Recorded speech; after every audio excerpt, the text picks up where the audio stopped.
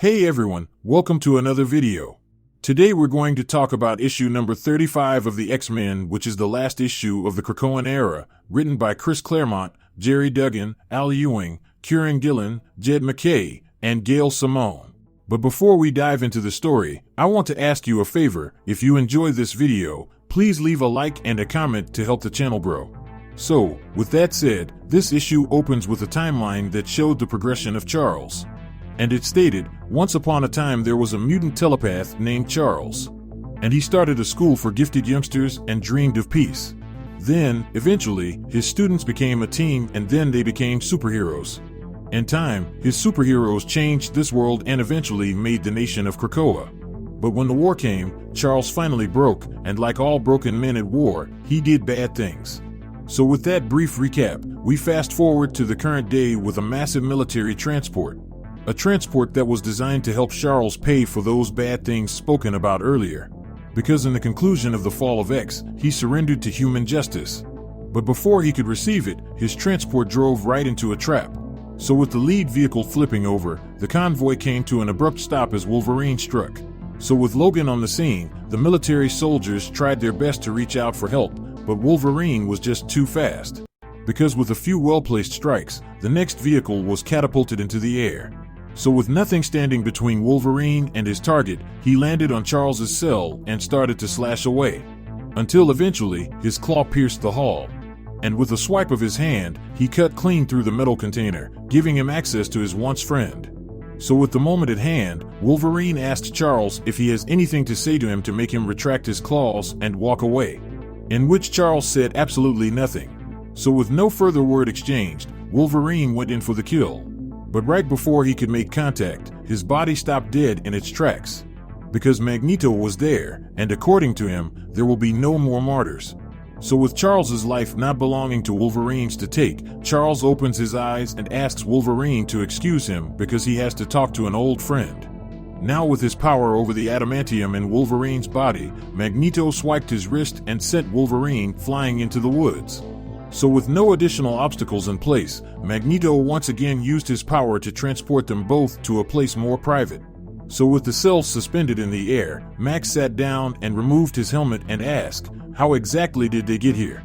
To which Charles responded by saying, Max quit, then he died so he had to make choices and those choices led to more people dying in order for others to live. So now he must pay the price. So with that out there, Charles couldn't help but to notice a deep fundamental change in his old friend, to the point where the name Eric no longer applied to him and Max was more suitable. Now with that recognition, Max went on to say, after he died, he was able to look back at his choices. And by doing that, he was able to truly understand himself. Because at the beginning, he asked if what they had made was enough. And he was right to ask, because the two of them were not enough. Because they could not even imagine a paradise without a corresponding pit for mutants like Toad and so many others. So with that flaw in their design, mutant after mutant was swallowed whole, which eventually killed the dream in him. For he found himself no longer able to sleep. Because they played a brutal game, the game of laws, of nations, and of hard and soft power to ensure all mutant safety. And unfortunately, it didn't work. Because in embracing the world's power, he turned his back on the world. Which is something he wouldn't do again. Now he will not appease Charles, nor will he assimilate because he is not ashamed of what he is. But when people are oppressed by power simply because of who they are, be they human or mutant, then they face the same enemy. And enemies like that need to be destroyed. So the next Krakoan Age will not be built by his hands. But it will be built by his friends, and it will be everywhere. And they will create it without all of the hate and all of the feared. Now with that declaration, Charles let out a laugh and stated, after all those years of arguments until dawn, after he compromised and forged a nation born of his mutant essentialism, after Charles sacrificed all the best parts of himself to ensure everyone survived their hubris. Max now admits and turns to him just to say, Charles was right. Now to that Max asks if that is truly all he has left to talk about. To which Charles stated it seems so, because he told him from atop his mound of corpses. But in the end he is happy with Max and wishes the best of luck to his friend and requests him to take him back to his cell. So right before they was able to leave, the two men witnessed something happening in the Pacific Krakoa, something wonderful, for the island that was trapped in the white-hot room materialized in their reality. And that island was gigantic and filled with life. So with the return of the exiled mutants, on the next page, we see Cypher waving his hand saying, this is a relief because he felt a distant call for weeks from the white-hot room for him to come and meet them there. So with that said, before him stood Kafka. Now Kafka was the boy that was left behind as well as a member of the new Quiet Council. Now in this new Krakoa, the Quiet Council does not have a leader and does not issue orders because their council is designed to listen to the people.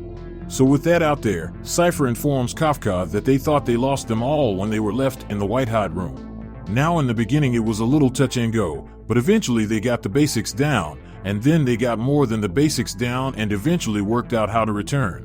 Because their part of Krakoa insisted not to leave his other half behind. So with the new Krakoa entering the conversation, Kafka explained that it's been 15 years for them and a lot has changed, including Krakoa, because the two islands no longer speak the same language, like a continental drift. So with a language barrier in place, Cypher does the honors and aid in their communication with each other. So with the two islands back in communication, we fast forward a few hours to the X-Jet landing on the new island. And while they were landing, they stated Gene was trying to calm down Exodus because he was excited to see his old friends. And they were also trying to prevent the world government's leaders from launching an offensive attack. So as the two islands started to become one, Cypher informs them if they want to talk then they know where they have to go. And once in the Quiet Council room, Exodus was extremely happy to see Kafka and gave him a huge hug. And while that was going on, Jean stated she observed him in the white-hot room while they was in exile when she was fractured. And during her viewings, she sees how he became speaker. And during their interaction, we learn that a few weeks have passed on Earth where 15 years have passed in the white-hot room. So with that huge time gap, Cyclops asked how was their stay, to which Kafka stated, it was 15 years of hard work and peace, but it was perfect.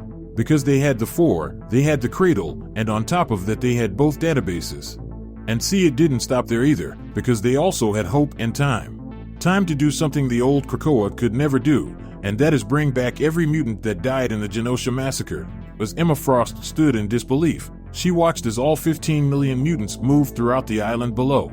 So with that event playing out in front of her, Kafka stated all they needed was time and to be left alone. So now one last flower gate is being used so people can go where they need to go and tell the people they love they're well. And all of this couldn't be possible if the X-Men didn't start it, like a true mutant circuit. Now with this going down, Jean asks Kafka if Hope was there literally there with them, to which Kafka states a bit of both, because the white-hot room is the home of the Phoenix, and they don't really understand it. But for some reason, resurrection works there, and they can feel her presence. So in a way Hope lives in Krakoa now metaphorically, and in truth, and everything in between. So with Hope all around Krakoa, Kafka tells Jean it is hard to be away from that presence so it would be good to get back to it. Now this was something Exodus didn't want to hear. Because according to Kafka they came back only to merge the Krakoas and drop off the people who wanted to leave, because Earth wasn't ready for them. So with that news drop, Exodus stated that this is an abomination because they need Krakoa. So with that said, Kafka said he is sorry, but it is what they want, so Krakoa is getting ready to leave within the next 24 hours. Now with that news out there, Exodus loses it and goes off. So following Exodus' meltdown, Kafka stated that he knew that was exactly what they would do, which was exactly why they were leaving.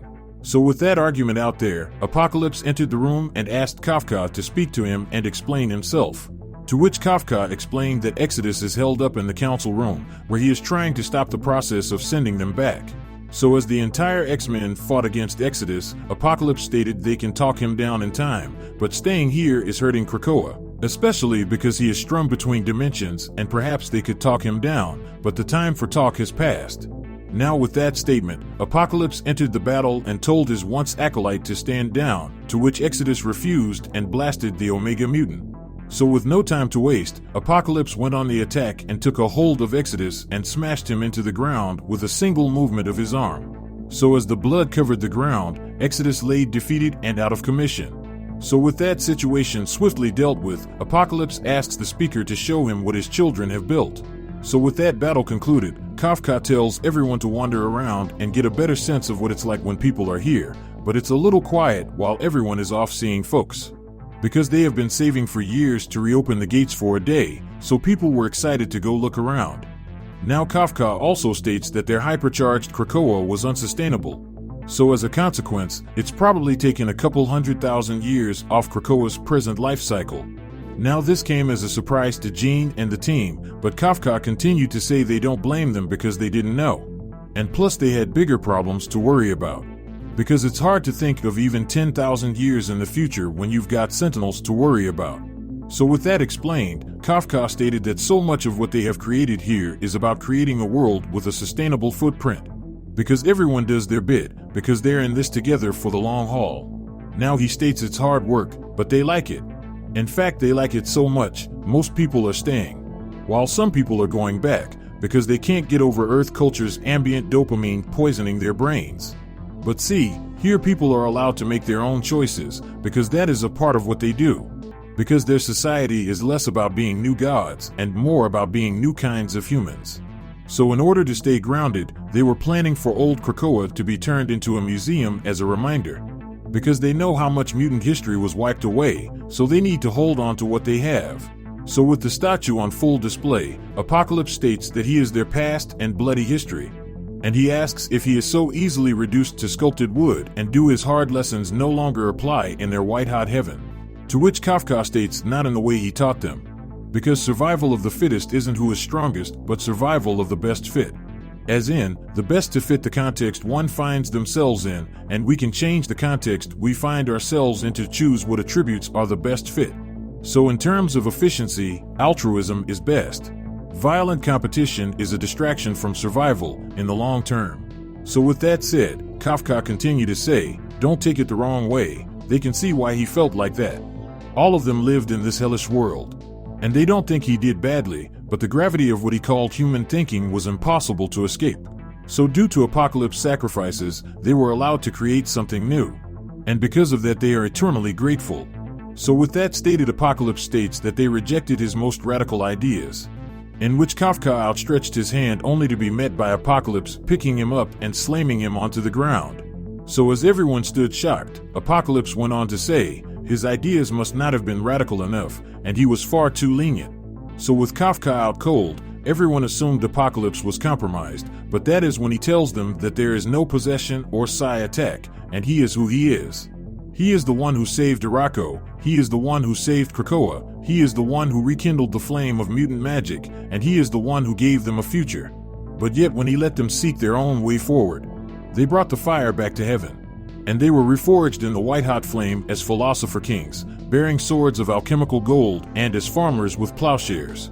So as Apocalypse continued to rampage through the members of the X-Men, he found himself face to face with his student Julio, who stood no chance against him. So with another mutant cast aside, Apocalypse goes on to say mere survival was never enough, because they were meant for greater things. Because Krakoa wishes to rotate back into the white-hot room and journey deeper into the mystery, perhaps to return again bearing the true mysterium, the Orichalum mutants. But Apocalypse believes they are not ready for the quest, because they do not have the proper leadership. So once more he thinks he must bear the load. For he is the Apocalypse, the revelation, and unending. And if they hate him for what he must reveal, then they will just have to fight him. So as everyone confronts him, we jump high above the island, to Dr. Doom flying overhead. And the purpose of his arrival is to seal a Krakoan seed from the new Krakoan island. So as the mutants battle below, Volta jumps off the ship and descends down to the surface, and upon her arrival she quickly takes a seed, but just as she took it, she notices a child watching and allowed him to live before returning to her lord. And after she gave Doom his prize, he asked her if anyone saw her, to which she said no. So with that little event playing out, we transition back to the battle against Apocalypse. Now it had been a while since the original X-Men were in class together, but Apocalypse put school back in session. So as the battle continued, Sunfire arrived and turned up the heat on the Omega Giant, but unfortunately, it did little damage to the Titan. So as that attack surrounded him, Colossus snuck up to him and landed a thunderous uppercut, causing Apocalypse's head to snap back. So with that said, Colossus and Apocalypse traded blows until every ear on Krakoa was ringing. Now the Russian fought heroically, but the final punch was delivered by the first mutant. So as Colossus was cast aside, Apocalypse told the mutants of this world, if they ever believed in him or ever took strength from him, to hear him now. Because he wanted to know who would join him and reshape mutant kind with him for the next generation. So as mutants started to gather, thunder erupted from the sky as Storm descended down, and with no hesitation, she walked straight up to Apocalypse and said the X-Men would stop him. So with the X-Men standing in opposition to the Omega-level mutant, the first two people to attack him were Deadpool and Wolverine. So as the two charged him, Wolverine drove his claws right through Apocalypse's jaw. So right as blood spilled out his face, Apocalypse managed to shake off Deadpool and grab a hold of Logan. And in a show of strength, he took Wolverine's own hand with his claws drawn and ran it into both Logan's side and neck. Now with Apocalypse being moments away from tearing off Logan's head, Nightcrawler came to the rescue and teleported Wolverine to safety. So with that done, Nightcrawler went back in for round 2 and came away with a valuable prize. For Kurt grabbed hold of Apocalypse's eyes and teleported them out of his face. So Apocalypse was forced to fight in the darkness. Now with his eyes gone, Emma thought it was only a matter of time for Apocalypse to give up. But she was wrong, for on the next page, Apocalypse sends Diamond Form Emma skipping into the ocean. So with another person down, Jean showed up to confront Apocalypse next. And she stated Emma is right, for all the mutants of Genosha have returned. For 15 years have passed for New Krakoa, and they didn't have to live with Sentinels for a long time or Orcus. In fact, they have been gone for so long that some of them don't even know who the X-Men are. So as Jean entered Apocalypse's mind, she showed him that this civilization has become everything he wished mutantkind to become. So as Apocalypse sees inside millions of mutants' minds, he eventually drops to one knee and gives up on the battle. So with his will to fight gone, Apocalypse teleported away to leave them to their own devices. Now following that battle, we fast forward 24 hours later with the head count done and everyone where they need to be. So as Kurt and Kafka walk through the city, Kafka asks Kurt if he will take care of those who are staying behind, even the ones who missed the old chaotic world. To which Kurt responds by saying he'll do his best, and for the record, before he goes, he wants to say he is sorry about Apocalypse's actions. So with that apology given, Kafka stated that it is not too late for them to join them in the White Hot Room. To which Kurt said he takes his joy in their peace, but they have to stay for the mutants yet to come and for those who are hated and feared. So with that said, Kurt bamfed back to the X-Men as they watched Krakoa leave. So as the last rays of the setting sun touched the living island, it shimmered as if in a heat haze and began to rotate like some vast glittering jewel. Now it was moving, facet by facet, through a direction that cannot be expressed or pointed to. Now to this day, those who saw it cannot describe it, and they can only say that it was beautiful, the most beautiful dream, a dream that was, for a moment, real and shone, with infinite love and care, as it shifted beyond dreams into higher reality. So the best way to describe it was as if they were watching a dream move on without them. So with that said, the first Krakoan Age came to an end. And I got to say this page looks amazing and the art is on a different level, so much respect to this artist.